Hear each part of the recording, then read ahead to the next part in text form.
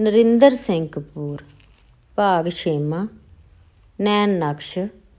ਕਿਤਾਬ ਸੁਖਨ ਸੁਨੇਹੇ। ਨੈਣ ਨਕਸ਼ ਸਾਡੀ ਸ਼ਖਸੀਅਤ ਦੇ ਦਸਤਕ ਹੁੰਦੇ ਹਨ। ਨੈਣ ਨਕਸ਼ਾਂ ਦੇ ਦਿਮਾਗ ਦੇ ਗਵਾਂਢ ਵਿੱਚ ਵਸਣ ਕਾਰਨ ਕਿਸੇ ਦੇ ਮਿਲਣ 'ਤੇ ਸਾਡਾ ਪਹਿਲਾ ਧਿਆਨ ਇਹਨਾਂ ਵੱਲ ਹੀ ਜਾਂਦਾ ਹੈ।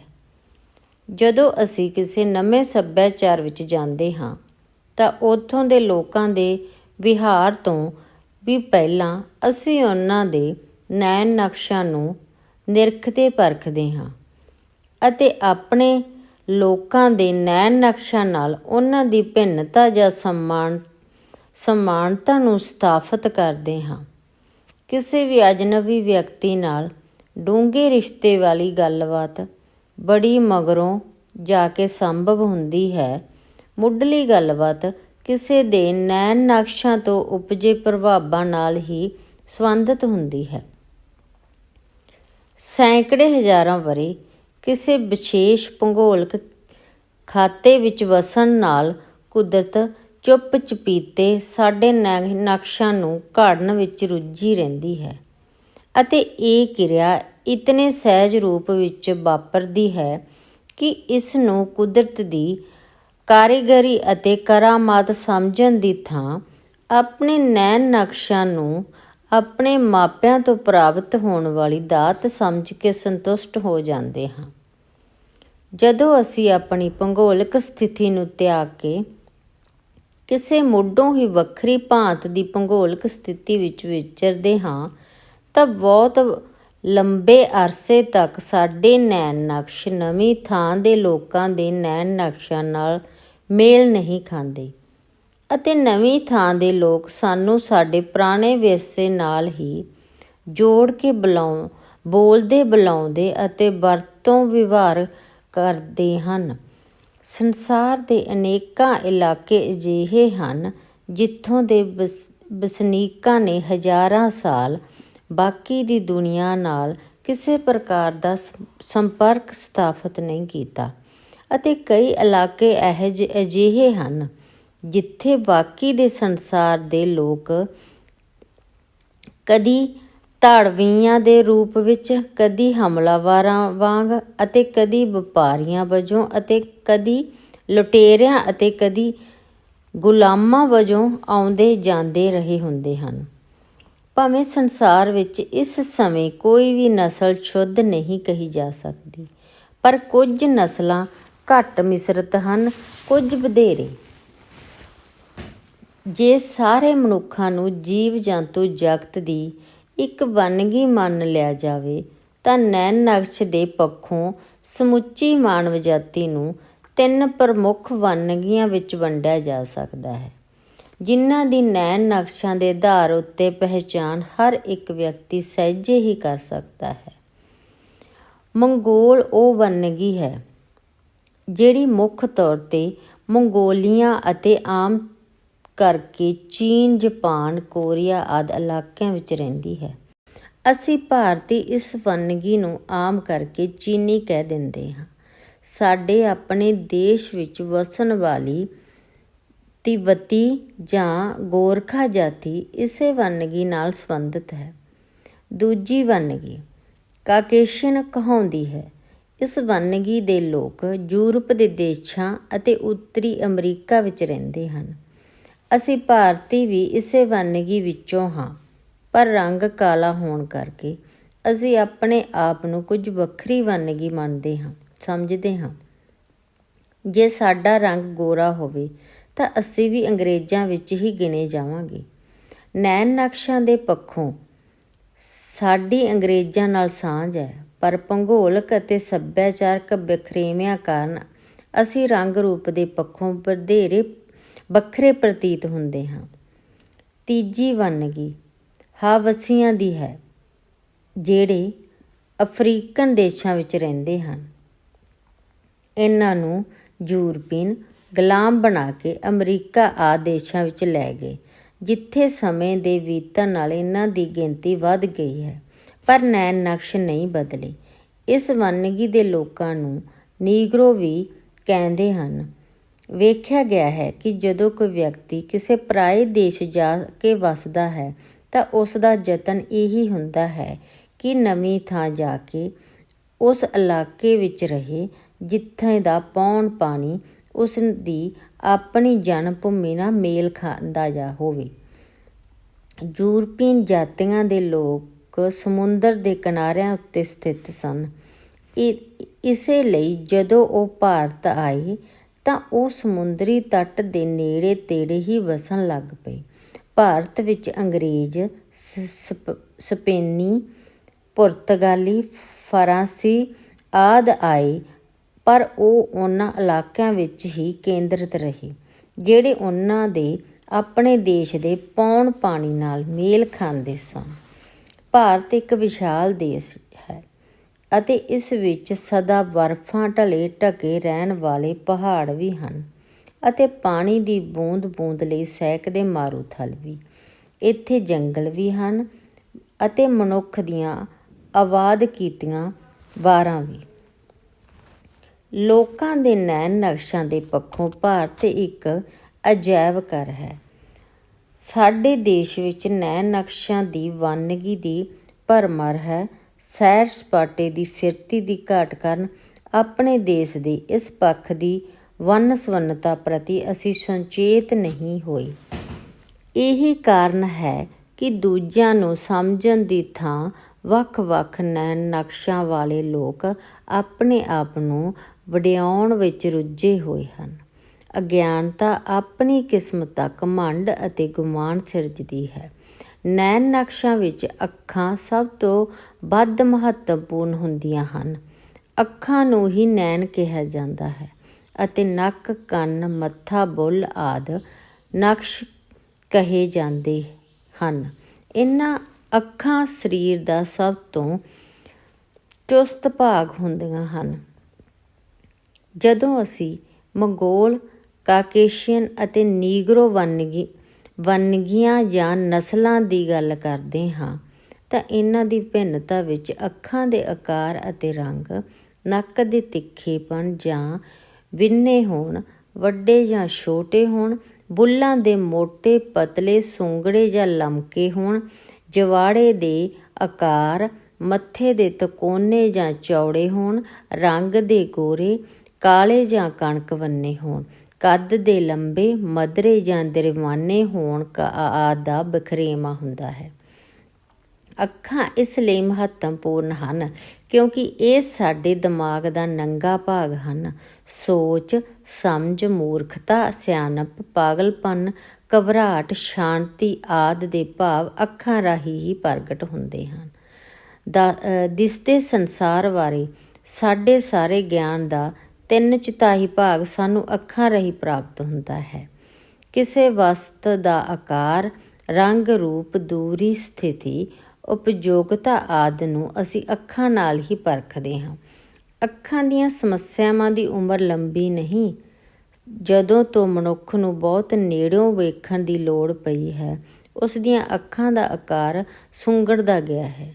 ਦੂਰ ਵੇਖਣ ਲਈ ਅਸੀਂ ਅੱਖਾਂ ਨੂੰ ਵਧੇਰੇ ਖੋਲ੍ਹਦੇ ਹਾਂ ਅਤੇ ਨੇੜੇ ਵੇਖਣ ਲਈ ਦ੍ਰਿਸ਼ਟੀ ਨੂੰ ਕੇਂਦਰਿਤ ਕਰਨ ਲਈ ਇਹਨਾਂ ਨੂੰ ਸੁਕੇੜਦੇ ਹਾਂ।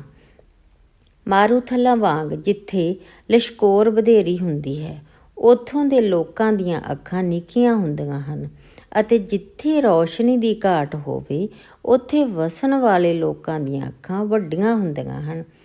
ਹਨੇਰੇ ਵਿੱਚ ਅਸੀਂ ਅੱਖ ਨੂੰ ਫੈਲਾਉਂਦੇ ਹਾਂ ਅਤੇ ਧੁੱਪ ਵਿੱਚ ਇਸ ਨੂੰ ਲਗਭਗ ਬੰਦ ਹੀ ਕਰ ਲੈਂਦੇ ਹਾਂ। ਦੂਰ ਵੇਖਣ ਵਾਸਤੇ ਵੀ ਅਸੀਂ ਅੱਖਾਂ ਫੈਲਾਉਂਦੇ ਹਾਂ। ਨਿਰਸੰਦੇਹ ਸ਼ਿਕਾਰ ਯੁੱਗ ਵਿੱਚ ਮਨੁੱਖ ਨੂੰ ਦੂਰ ਤੱਕ ਵੇਖਣ ਦੀ ਲੋੜ ਸੀ, ਸੋ ਉਸ ਦੀਆਂ ਅੱਖਾਂ ਦੇ ਡੇਲੇ ਵੱਡੇ ਸਨ। ਭਾਵੇਂ ਇਹ ਹੈਰਾਨੀ ਭਰਿਆ ਤੱਥ ਲੱਗੇ, ਪਰ ਸਾਰੇ ਲੋਕ ਸਾਰੇ ਰੰਗਾਂ ਨੂੰ ਇੱਕੋ ਢੰਗ ਨਾਲ ਨਹੀਂ ਵੇਖਦੇ। ਜੇ ਇੱਕੋ ਢੰਗ ਨਾਲ ਵੇਖਦੇ ਹੁੰਦੇ ਤਾਂ ਅਸੀਂ ਸਾਰੇ ਲਗਭਗ ਇੱਕੋ ਜਿਹੇ ਰੰਗ ਪਹਿਨਦੇ। ਮਾਨਸਿਕ ਵਿਕਾਸ ਅਤੇ ਆਲੇ ਦੁਆਲੇ ਦੇ ਗੁੰਝਲਦਾਰ ਹੋਣ ਨਾਲ ਸਾਡੀਆਂ ਅੱਖਾਂ ਦੀ ਕਾਰਜਕੁਸ਼ਲਤਾ ਬਦਲਦੀ ਹੈ। ਅਨਪੜ੍ਹ ਅਤੇ ਵਿਦਵਾਨ ਦੀ ਤੱਕਣੀ ਵਿੱਚ ਅੰਤਰ ਬਾਰੇ ਦੱਸਣ ਦੀ ਲੋੜ ਨਹੀਂ। ਅੰਨ੍ਹਿਆਂ ਨੂੰ ਸੁਪਨਿਆਂ ਵਿੱਚ ਵੀ ਦ੍ਰਿਸ਼ ਨਹੀਂ ਦਿਸਦੇ ਅਤੇ ਜਾਗਦੇ ਵੀ ਉਹ ਅੱਖਾਂ ਦਾ ਕੰਮ ਆਪਣੀ ਸੁਣਨ, ਸੁੰਘਣ ਅਤੇ ਛੂਹਣ ਦੀ ਸ਼ਕਤੀ ਨਾਲ ਸਾਰਦੇ ਹਨ। ਘੱਟ ਉਮਰ ਦੇ ਵਿਅਕਤੀ ਹਨੇਰੇ ਅਤੇ ਵਧੇਰੇ ਸੌਖ ਨਾਲ ਵੇਖ ਸਕਦੇ ਹਨ।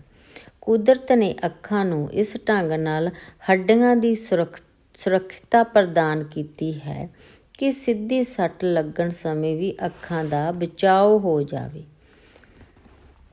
ਠੰਡੇ ਇਲਾਕਿਆਂ ਦੇ ਲੋਕਾਂ ਦੀਆਂ ਅੱਖਾਂ ਅਤੇ ਵਾਲਾਂ ਦਾ ਰੰਗ ਉਹਨਾਂ ਦੀ ਚਮੜੀ ਵਾਂਗ ਹਲਕਾ ਹੁੰਦਾ ਹੈ। ਅੱਖਾਂ ਦੇ ਪੱਖੋਂ ਇਹ ਰੰਗ ਅਕਸਰ ਨੀਲਾ ਜਾਂ ਹਰਾ ਹੁੰਦਾ ਹੈ। ਗਰਮ ਇਲਾਕਿਆਂ ਵਿੱਚ ਵਸਣ ਵਾਲੇ ਲੋਕਾਂ ਦੀਆਂ ਅੱਖਾਂ, ਵਾਲਾਂ ਅਤੇ ਚਮੜੀ ਦਾ ਰੰਗ ਕਾਲਾ ਹੁੰਦਾ ਹੈ।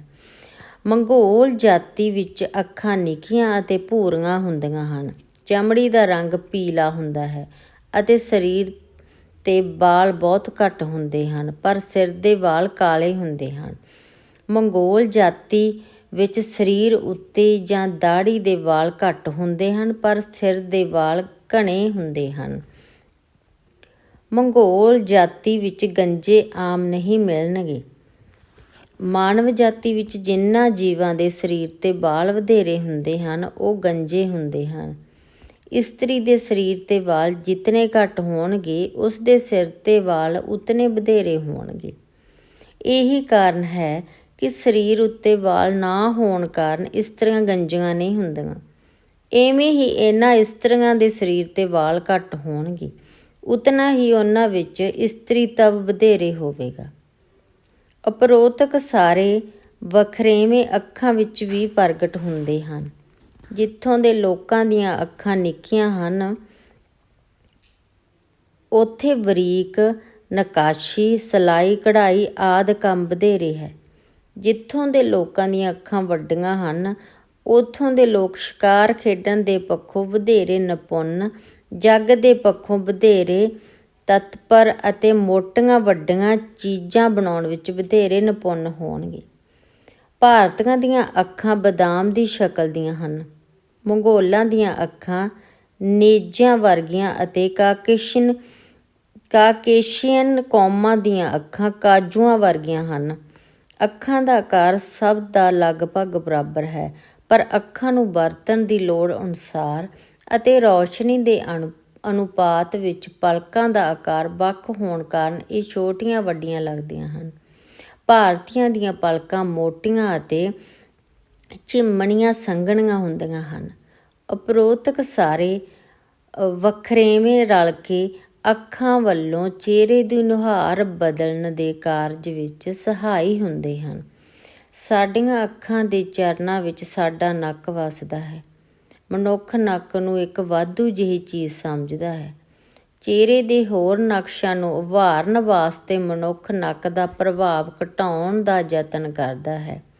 ਨੱਕ ਵਿੱਚ ਪਾਏ ਜਾਣ ਵਾਲੇ ਗਹਿਣੇ ਦੂਜਿਆਂ ਦਾ ਧਿਆਨ ਨੱਕ ਤੋਂ ਹਟਾ ਕੇ ਗਹਿਣਿਆਂ ਉੱਤੇ ਕੇਂਦਰਿਤ ਕਰਨ ਦਾ ਹੀ ਉਪਰਾਲਾ ਮੰਤਰ ਹਨ। ਨੱਕ ਵਾਂਗ ਹੀ ਕੰਨਾਂ ਨੂੰ ਅਸੀਂ ਖੂਬਸੂਰਤੀ ਦੇ ਦੁਸ਼ਮਣ ਸਮਝਦੇ ਹਾਂ, ਪਰ ਇਹਨਾਂ ਦੇ ਮਹੱਤਵ ਤੋਂ ਲਗਭਗ ਸਾਰੀ ਮਾਨਵ ਜਾਤੀ ਅਣਜਾਣ ਹੈ।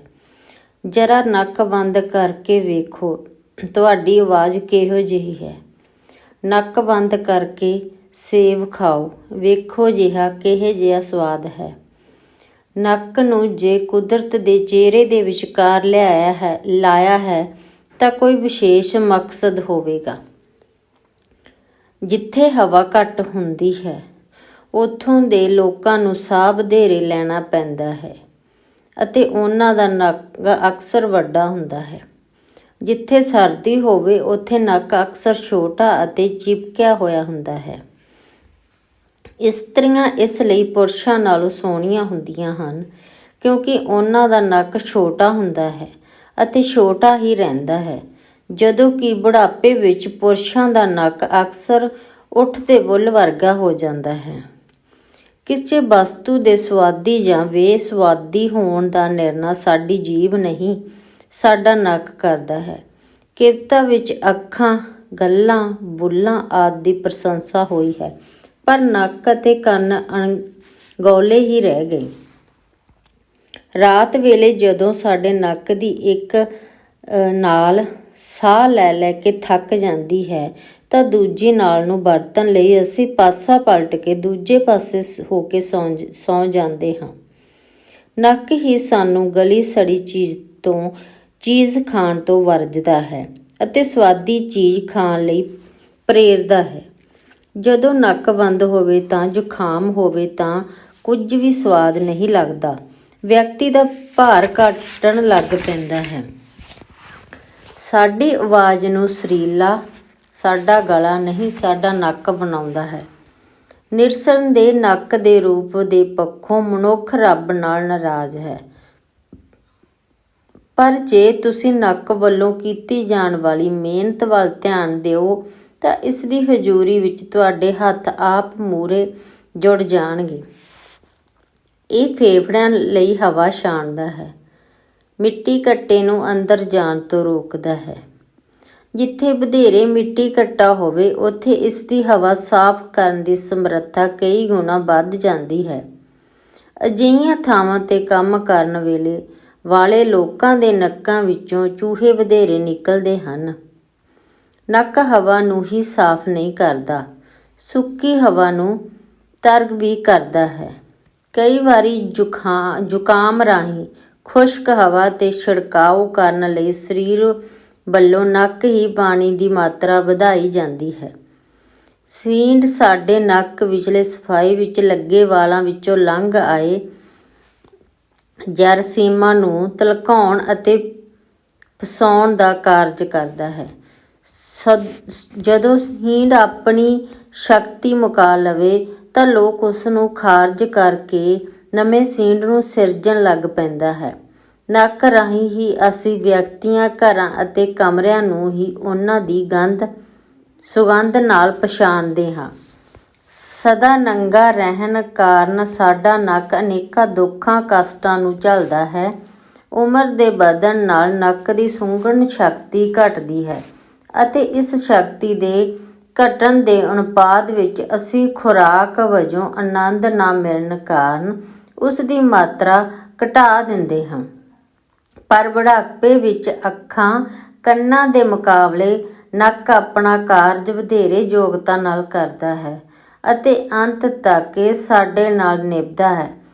ਨੱਕ ਵਾਂਗ ਹੀ ਕੰਨਾਂ ਦੀ ਸ਼ਕਲ ਸੂਰਤ ਮਨੁੱਖ ਨੂੰ ਸ਼ਰਮਸਾਰ ਕਰਦੀ ਹੈ। ਕੁਦਰਤ ਕਿਤਨੀ ਸਿਆਣੀ ਹੈ, ਇਸ ਨੇ ਅਨੇਕਾਂ ਲਾਉਣ ਲਈ ਥਾਂ ਦਾ ਪਹਿਲਾਂ ਹੀ ਪ੍ਰਬੰਧ ਕੀਤਾ ਹੋਇਆ ਹੈ।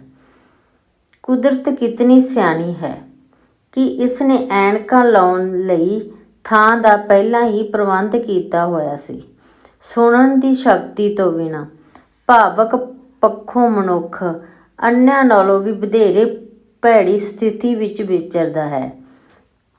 ਜਿਹੜੇ ਸੁਣਨਾ ਨਹੀਂ ਜਾਣਦੇ ਉਹ ਬੋਲਣਾ ਵੀ ਨਹੀਂ ਜਾਣਦੇ, ਕਿਉਂਕਿ ਅਸੀਂ ਸੁਣੀਆਂ ਹੋਈਆਂ ਆਵਾਜ਼ਾਂ ਹੀ ਦੁਹਰਾ ਕੇ ਬੋਲਣਾ ਸਿੱਖਦੇ ਹਾਂ। ਅਸੀਂ ਆਪਣੀ ਆਵਾਜ਼ ਨੂੰ ਹੋਰ ਤਰ੍ਹਾਂ ਸੁਣਦੇ ਹਾਂ। ਸੁਣਨ ਵਾਲਾ ਵਿਅਕਤੀ ਸਾਡੀ ਆਵਾਜ਼ ਨੂੰ ਹੋਰ ਤਰ੍ਹਾਂ ਸੁਣਦਾ ਹੈ। ਜੇ ਤੁਸੀਂ ਆਪਣੀ ਆਵਾਜ਼ ਟੈਪ ਕਰਕੇ ਸੁਣੋ ਤਾਂ ਤੁਹਾਨੂੰ ਇਹ ਅੰਤਰ ਸਮਝ ਆ ਜਾਵੇਗਾ। ਦੋਵੇਂ ਕੰਨ ਸਾਨੂੰ ਤੁਰਨ ਵਿੱਚ ਸੰਤੁਲਨ ਪ੍ਰਦਾਨ ਕਰਦੇ ਹਨ। ਜਿਸ ਦਾ ਇੱਕ ਕੰਨ ਦੁਖਦਾ ਹੋਵੇ ਉਹ ਸਿੱਧਾ ਨਹੀਂ ਤੁਰ ਸਕਦਾ। ਜਿਸ ਦੇ ਦੋਵੇਂ ਦੁਖਦੇ ਹੋਣ ਉਹ ਤੁਰ ਹੀ ਨਹੀਂ ਸਕਦਾ। ਕੰਨਾਂ ਵਿੱਚ ਉੱਚੀਆਂ ਆਵਾਜ਼ਾਂ ਦੇ ਮੁਕਾਬਲੇ ਧੀਮੀਆਂ ਆਵਾਜ਼ਾਂ ਸੁਣਨ ਦੀ ਸਮਰੱਥਾ ਵਧੇਰੇ ਹੁੰਦੀ ਹੈ। ਅੱਖਾਂ, ਨੱਕ ਆਦਿ ਨੂੰ ਵਰਤਣ ਲਈ ਕੁਝ ਨਾ ਕੁਝ ਜ਼ੋਰ ਲੱਗਦਾ ਹੈ, ਪਰ ਕੰਨ ਸਹਿਜ ਸੁਭਾਅ ਆਪਣਾ ਕੰਮ ਕਰਦੇ ਹਨ। ਮਰ ਰਿਹਾ ਵਿਅਕਤੀ ਹੋਰ ਸਾਰੀਆਂ ਸ਼ਕਤੀਆਂ ਦੇ ਫੇਲ ਹੋ ਜਾਣ ਦੇ ਬਾਵਜੂਦ ਵੀ ਸੁਣ ਸਕਦਾ ਹੁੰਦਾ ਹੈ, ਪਰ ਉਸ ਕੋਲ ਬੋਲਣ ਦੀ ਸ਼ਕਤੀ ਨਾ ਹੋਣ ਕਾਰਨ ਅਸੀਂ ਸਮਝਦੇ ਹਾਂ ਕਿ ਉਸ ਨੂੰ ਸੁਣਦਾ ਵੀ ਨਹੀਂ ਹੋਵੇਗਾ। ਪੁਰਾਤਨ ਯੁੱਗ ਵਿੱਚ ਬੱਦਲਾਂ ਅਤੇ ਸ਼ੇਰਾਂ ਦੀ ਗਰਜ ਉੱਚੀ ਤੋਂ ਉੱਚੀ ਆਵਾਜ਼ ਸੀ, ਪਰ ਵਿਗਿਆਨ ਨੇ ਇਤਨਾ ਰੌਲਾ ਰੱਪਾ ਅਤੇ ਸ਼ੋਰ ਸ਼ਰਾਬਾ ਪੈਦਾ ਕਰ ਦਿੱਤਾ ਹੈ ਕਿ ਕੰਨਾਂ ਲਈ ਸੰਕਟ ਦਾ ਯੁੱਗ ਆ ਗਿਆ ਹੈ। ਤੁਸੀਂ ਅਨੁਮਾਨ ਨਹੀਂ ਲਾ ਸਕਦੇ ਕਿ ਜਿਹੜਾ ਸੁਣ ਨਹੀਂ ਸਕਦਾ ਉਸ ਦੀ ਦੁਨੀਆ ਕਿਤਨੀ ਛੋਟੀ ਅਤੇ ਸੁੰਨੀ ਹੁੰਦੀ ਹੈ। ਜਾਨਵਰਾਂ ਲਈ ਕੰਨ ਗਹਿਣਾ ਹਨ ਅਤੇ ਕੰਨਾਂ ਉੱਤੇ ਹੀ ਉਹਨਾਂ ਦੀ ਹੋਂਦ ਨਿਰਭਰ ਕਰਦੀ ਹੈ। ਕਈ ਆਵਾਜ਼ਾਂ ਸਾਨੂੰ ਭੈਭੀਤ ਕਰਦੀਆਂ ਹਨ ਅਤੇ ਕਈ ਸੁੱਖ ਦਾਈ ਪ੍ਰਤੀਤ ਹੁੰਦੀਆਂ ਹਨ। ਕੰਨ ਦੀ ਸਮਰੱਥਾ ਨੂੰ ਵਧਾਉਣ ਲਈ ਅਸੀਂ ਅਕਸਰ ਆਪਣੇ ਹੱਥਾਂ ਦਾ ਡੋਨਾ ਬਣਾ ਕੇ ਇਸ ਨਾਲ ਜੋੜਦੇ ਹਾਂ, ਕਿਉਂਕਿ ਕੰਨਾਂ ਵੱਲ ਅਸੀਂ ਧਿਆਨ ਦੇਣਾ ਬੰਦ ਕਰ ਦਿੱਤਾ ਹੈ। ਦੂਜੇ ਨੈਣ ਨਕਸ਼ ਦੇ ਮੁਕਾਬਲੇ ਸੁੰਦਰਤਾ ਦੇ ਪੱਖੋਂ ਇਹਨਾਂ ਦਾ ਮਹੱਤਵ ਘਟ ਗਿਆ ਹੈ। ਪ੍ਰੇਮੀ ਦਾ ਆਪਣੀ ਪ੍ਰੇਮਿਕਾ ਦੇ ਕੰਨਾਂ ਵੱਲ ਧਿਆਨ ਹੀ ਨਹੀਂ ਜਾਂਦਾ। ਕਿਸੇ ਦੀ ਸ਼ਖਸੀਅਤ ਜਾਣਨ ਲਈ ਉਸ ਦੇ ਚਿਹਰੇ ਨਾਲੋਂ ਉਸ ਦੇ ਕੰਨ ਵਧੇਰੇ ਸਹਾਈ ਹੋ ਸਕਦੇ ਹਨ। ਮਨੁੱਖਾਂ ਵਰਗੇ ਬੁੱਲ੍ਹ ਅਤੇ ਮੂੰਹ ਹੋਰ ਕਿਸੇ ਜੀਵ ਜੰਤੂ ਦੇ ਨਹੀਂ ਹਨ। ਜਾਨਵਰਾਂ ਨਾਲੋਂ ਵੱਖਰੀ ਪ੍ਰਕਾਰ ਦਾ ਭੋਜਨ ਖਾਣ ਕਾਰਨ ਮਨੁੱਖ ਦੇ ਬੁੱਲ੍ਹਾਂ ਵਾਲੇ ਮੂੰਹ ਦਾ ਪਾਰਟ ਛੋਟਾ ਹੁੰਦਾ ਗਿਆ ਹੈ। ਬੁੱਲ੍ਹ ਇਹਨਾਂ ਦੀ ਮੋਟਾਈ, ਲੰਬਾਈ, ਰੰਗ, ਮੂੰਹ ਦਾ ਆਕਾਰ, ਦੰਦਾਂ ਦੀ ਬਣਤਰ, ਜਵਾੜੇ ਦਾ ਫੈਲਿਆ ਸੁੰਗੜਿਆ ਹੋਣਾ ਆਦਿ ਪੱਖ ਸਾਨੂੰ ਕਸਾਉਣਾ ਬਣਾਉਂਦੇ ਹਨ। ਬੁੱਲ੍ਹਾਂ ਨਾਲ ਹੀ ਅਸੀਂ ਪਿਆਰ, ਨਫ਼ਰਤ, ਗੁੱਸਾ, ਦ੍ਰਿੜਤਾ ਆਦਿ ਪ੍ਰਗਟਾਉਂਦੇ ਹਾਂ। ਨੀਗਰੋ ਜਾਤੀ ਦੇ ਬੁੱਲ੍ਹ ਮੋਟੇ ਅਤੇ ਭਾਰੇ ਹੁੰਦੇ ਹਨ। ਬੁੱਲ੍ਹ ਸਾਨੂੰ ਕੋਈ ਵਿਸ਼ੇਸ਼ ਭਾਸ਼ਾ ਬੋਲਣ ਵਿੱਚ ਅਸਹਾਇਕ ਹੁੰਦੇ ਬੋਲਦਿਆਂ ਸਾਡੇ ਬੁੱਲ੍ਹ ਸਾਡੀ ਪਹਿਚਾਣ ਬਣਾਉਂਦੇ ਹਨ। ਬਣਦੇ ਹਨ। ਚਿਹਰੇ ਉੱਤੇ ਨੈਣ ਨਕਸ਼ ਤਾਂ ਭਾਵੇਂ ਗਿਣਤੀ ਦੇ ਹੀ ਹੁੰਦੇ ਹਨ, ਪਰ ਇੱਕ ਦੂਜੇ ਨਾਲ ਰਲ ਕੇ ਇਹਨਾਂ ਵਿੱਚ ਅਨੇਕਾਂ ਰੂਪ ਧਾਰਨ ਕਰਨ ਅਤੇ ਵਿਭਿੰਨ ਮਾਨਸਿਕ ਸਥਿਤੀਆਂ ਨੂੰ ਪ੍ਰਗਟਾਉਣ ਦੀ ਅਥਾਹ ਸਮਰੱਥਾ ਹੁੰਦੀ ਹੈ। ਚਿਹਰੇ ਉੱਤੇ ਬੈਠੀ ਮੱਖੀ ਨੂੰ ਹੱਥ ਵਰਤੇ ਬਿਨਾਂ ਉਡਾਉਣ ਦਾ ਯਤਨ ਕਰੋ, ਤੁਸੀਂ ਭਾਂਤ-ਭਾਂਤ ਦੀਆਂ ਸ਼ਕਲਾਂ ਦਾ ਪ੍ਰਮਾਣ ਦੇਵੋਗੇ। ਸਾਡੇ ਨੈਣ ਨਕਸ਼ਾਂ ਦੀ ਆਪਣੀ ਇੱਕ ਨਿਵੇਲੀ ਪਹਿਚਾਣ ਵਾਂਗ ਇੱਕ ਭਾਸ਼ਾ ਹੁੰਦੀ ਹੈ ਅਤੇ ਇਹ ਭਾਸ਼ਾ ਬਹੁਤ ਕੁਝ ਅਜਿਹਾ ਪ੍ਰਗਟਾਉਣ ਦੀ ਸ਼ਕਤੀ ਰੱਖਦੀ ਹੈ ਜਿਹੜੀ ਬੋਲਣ ਵਾਲੀ ਭਾਸ਼ਾ ਨਹੀਂ ਹੁੰਦੀ।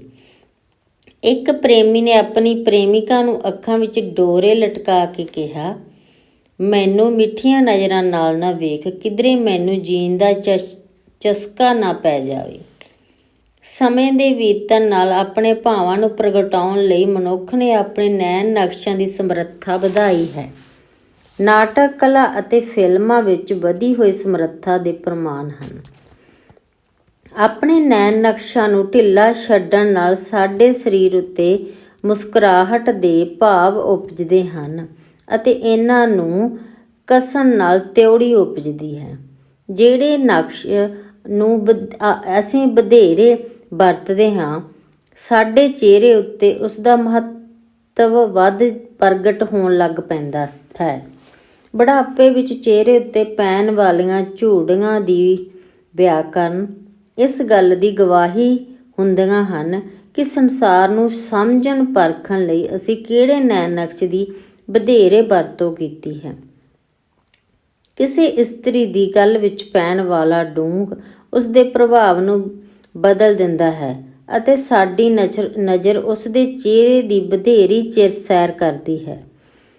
ਹਰ ਸੱਭਿਆਚਾਰ ਦੇ ਲੋਕ ਆਪਣੇ ਨੈਣ ਨਕਸ਼ਾਂ ਨੂੰ ਵੱਖਰੇ ਢੰਗ ਨਾਲ ਵਰਤਦੇ ਹਨ। ਅਜਿਹੇ ਵਖਰੇਵੇਂ ਕਾਰਨ ਹੀ ਉਹਨਾਂ ਦੀ ਔਸਤ ਸ਼ਕਲ ਸੂਰਤ ਵੱਖਰੀ ਹੀ ਹੋ ਨਿਬੜਦੀ ਹੈ।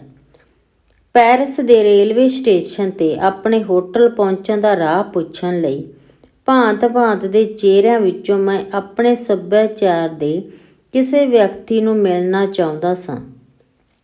ਜਿਹੜਾ ਮੈਨੂੰ ਲੱਭਿਆ ਉਹ ਪਾਕਿਸਤਾਨੀ ਪੰਜਾਬੀ ਡਾਕਟਰ ਸੀ ਅਤੇ ਸਾਡੀਆਂ ਦੋਹਾਂ ਦੀਆਂ ਵਾਹਾਂ, ਨੈਣ ਨਕਸ਼ਾਂ ਅਤੇ ਬੋਲੀ ਦੀ ਸਾਂਝ ਕਾਰਨ ਇੱਕ ਦੂਜੇ ਦੇ ਸਵਾਗਤ ਵਿੱਚ ਆਪ ਮੂਹਰੇ ਖੁੱਲ੍ਹ ਗਈਆਂ ਸਨ।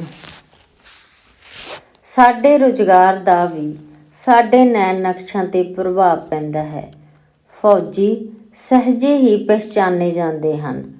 ਅੰਤ ਨੂੰ ਸਾਰੇ ਅਧਿਆਪਕਾਂ ਜਾਂ ਦੁਕਾਨਦਾਰਾਂ ਦੀ ਸ਼ਕਲ ਸੂਰਤ ਇੱਕ ਦੂਜੇ ਨਾਲ ਮਿਲਣ ਲੱਗ ਪੈਂਦੀ ਹੈ। ਤੁਹਾਡੀ ਅਮੀਰੀ ਇਸ ਗੱਲ ਵਿੱਚ ਨਹੀਂ ਕਿ ਤੁਹਾਡੇ ਕੋਲ ਧਨ ਕਿਤਨਾ ਹੈ, ਸਗੋਂ ਇਸ ਗੱਲ ਵਿੱਚ ਹੈ ਕਿ ਤੁਹਾਡੇ ਨੈਣ ਨਕਸ਼ਾਂ ਦਾ ਅਨੁਭਵ, ਘੇਰਾ ਅਤੇ ਵਾਹੀ ਖਾਤਾ ਕਿਤਨਾ ਵਿਸ਼ਾਲ ਹੈ। ਆਸ ਹੈ ਨਾ ਕੇਵਲ ਤੁਸੀਂ ਆਪਣੇ ਨੈਣ ਨਕਸ਼ਾਂ ਨੂੰ ਵਧੇਰੇ ਸਮਝੋਗੇ, ਸਗੋਂ ਦੂਜਿਆਂ ਦੇ ਨੈਣ ਨਕਸ਼ਾਂ ਪ੍ਰਤੀ ਤੁਹਾਡੇ ਵਿੱਚ ਸਤਿਕਾਰ ਦੀ ਭਾਵਨਾ ਵੀ ਵਧੇਗੀ। ਨੈਣ ਨਕਸ਼ ਸਾਡੀ ਸ਼ਖਸੀਅਤ ਦੇ ਦਸਤਕ ਹੁੰਦੇ ਹਨ। ਸਾਡੀ ਆਮਦਨ ਕਿਤਨੀ ਵੀ ਵੱਧ ਜਾਵੇ, ਸਾਡੀ ਲਿਖਾਈ ਅਤੇ ਦਸਤਕ ਨਹੀਂ ਬਦਲਣਗੇ। ਧੰਨਵਾਦ।